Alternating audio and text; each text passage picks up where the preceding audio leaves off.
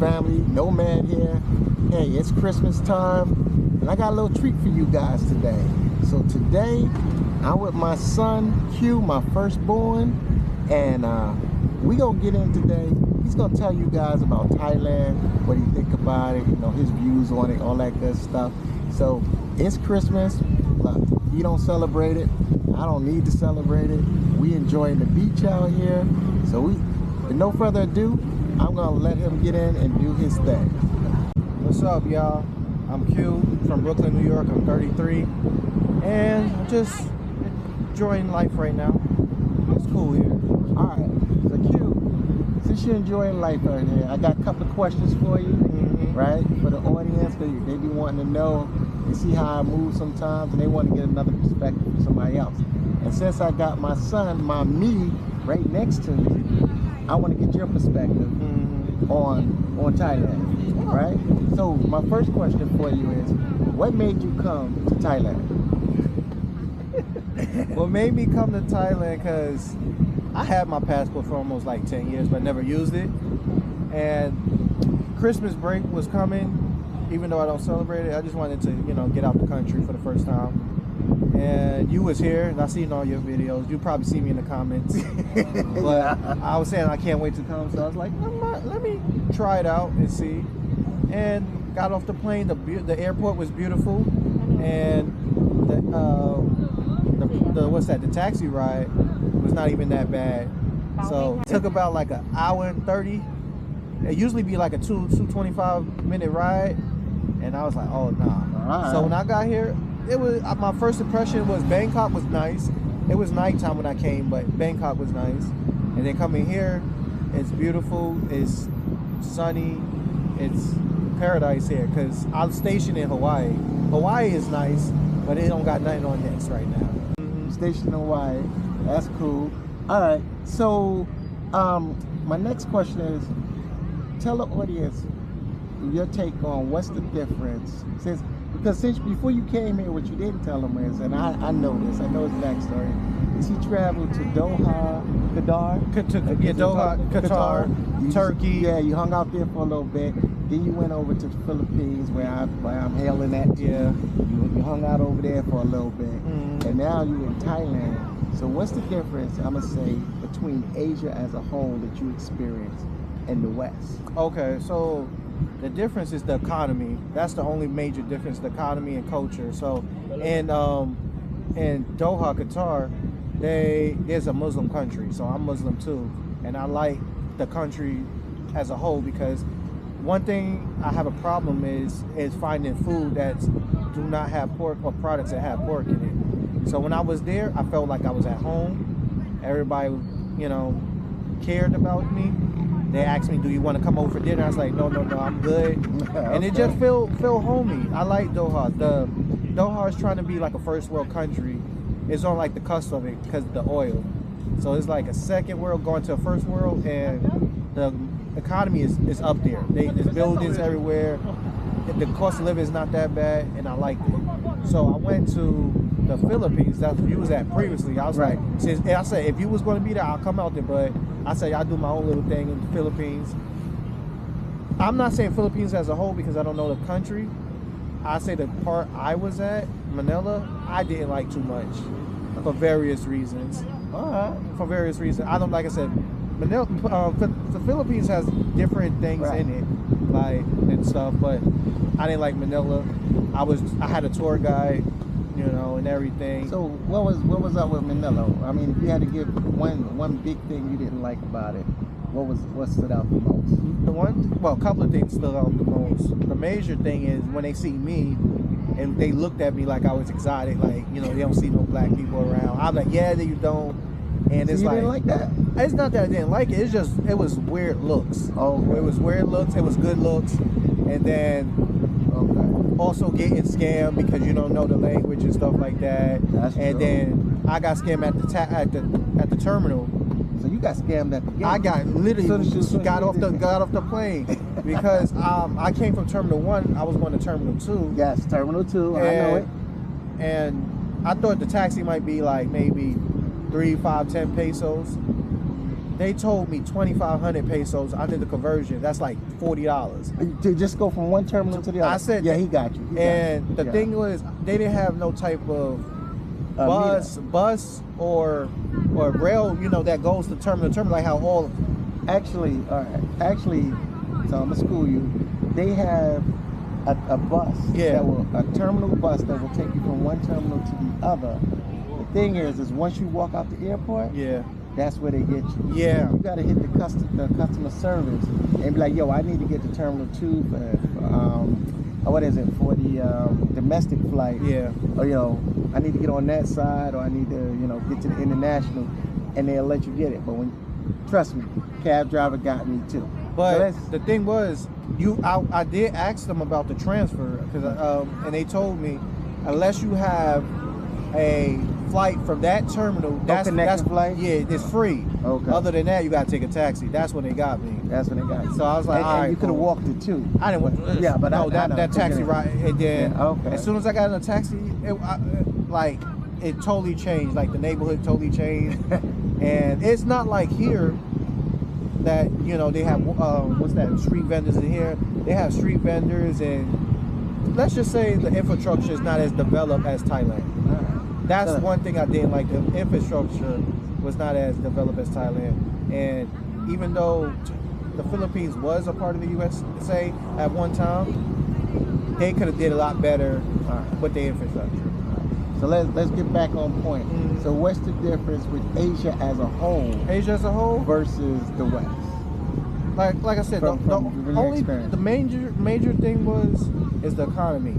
The second thing as a whole is culture, because I see families here, families there in Philippines, and it's like they respect men better over Asia versus the West, because, you know, where we from, it's always stigmas and stuff like that. I come here, feel like I'm loved. Okay. I go over there, they're like, what you doing here? You know. Okay. All right, so we're gonna move this along. So so you've been out here for at least 6 days, 6 days, right? So the nightlife, the experience, right? Is the nightlife like anything you have ever experienced anywhere else? Because I know you have traveled other places, right?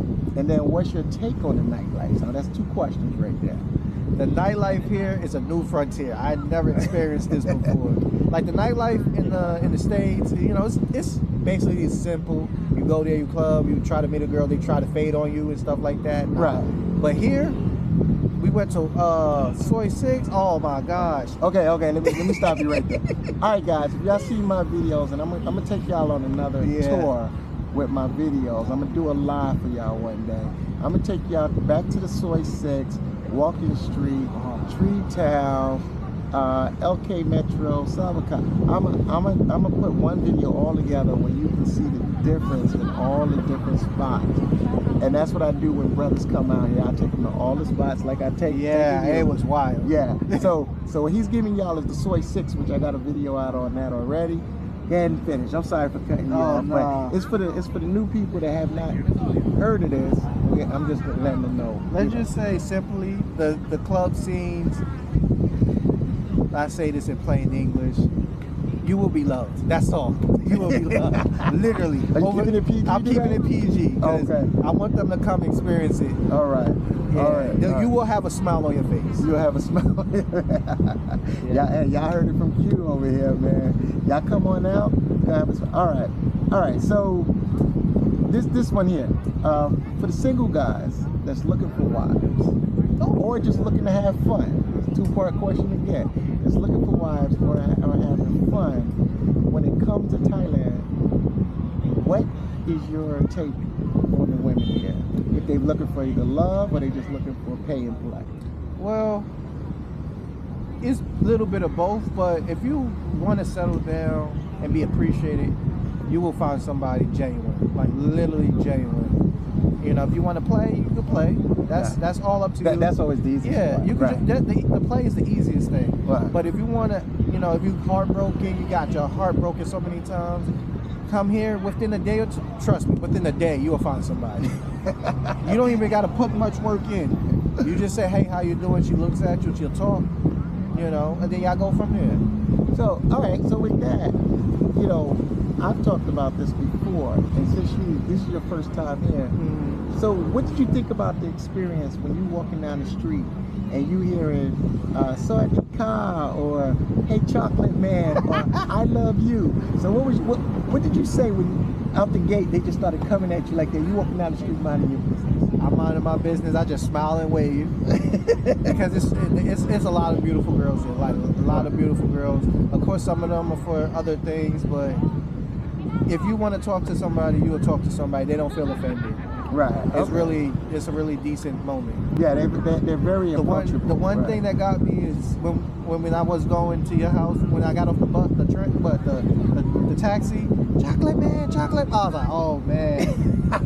I was like, wow, that's crazy. Made you feel good though, right? Yeah. All right. So I'm gonna change that. Since you said going to my house, and everybody, I got 2 spots on Airbnb now, guys. So we're gonna take the one that I did the vlog and the video on, the one that you was in down there. What do you think about that spot? Oh, for the price, it's ooh. Like the housing market here.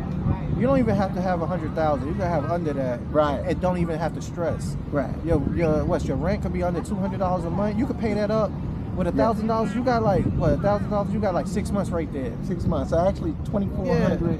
But if you pay in advance, they'll work with discount. you. Yeah, you can pay that for the whole. And I'm thinking, I was like, and I was before I even came here, I was thinking about getting me a 3-bedroom house in the States, but but I'm thinking about it. 300,000. I probably got 1,200 a month, utilities and all of that good stuff. Well, I'd pay all of that and get a headache. If you get a place in the States, 300,000 to 400, you probably paying 1,200. Even renting 1,200.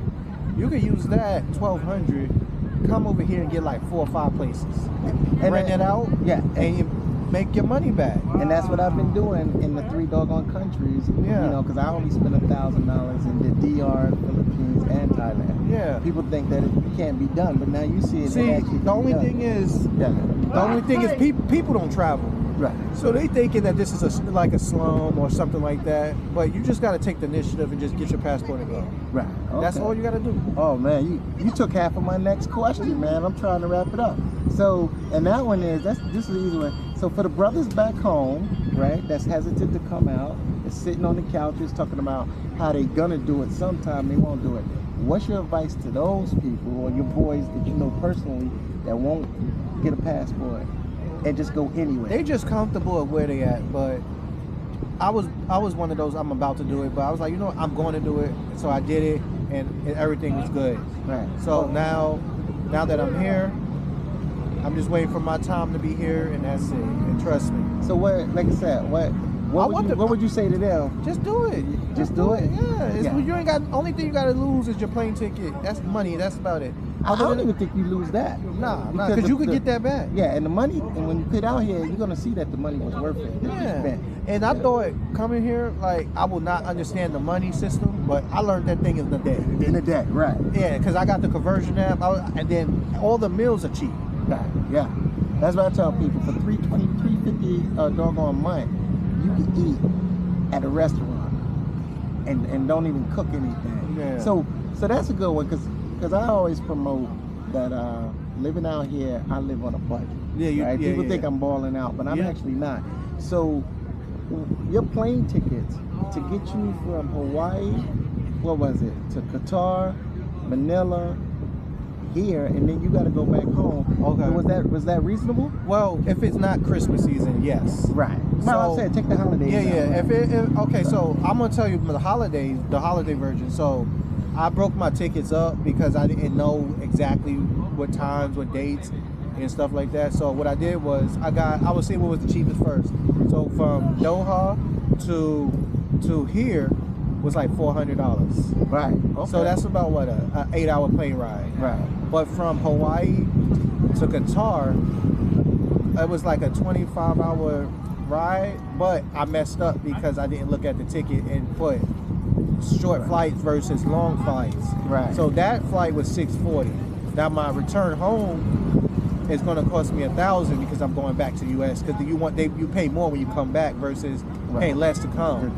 Right. But if you were to get it off the seasons, like anything before September to January, you probably pay less than what I pay, and depending on what state you are, because they'll have a direct flight, and it'll be less. Yeah. But so what you just gave is about like under two stacks. Under 2 stacks, right? Yeah.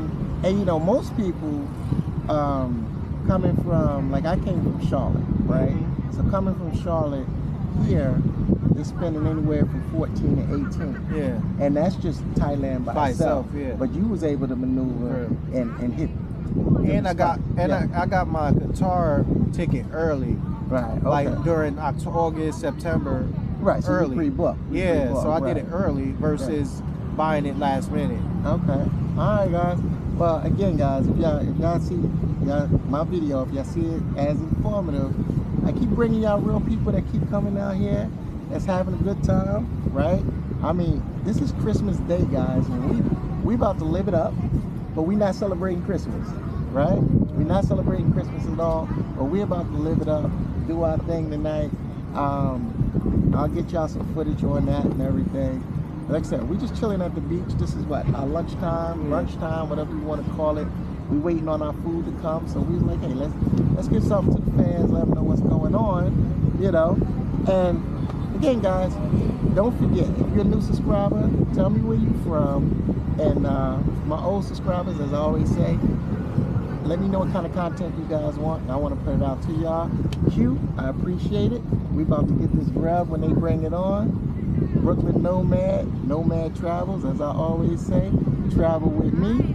Please don't forget to hit that share, like, and subscribe button. Is there anything you want to say on your outro, on your way out? Anything you want to say to the people? Just come. Just come, right? Because you will. Okay.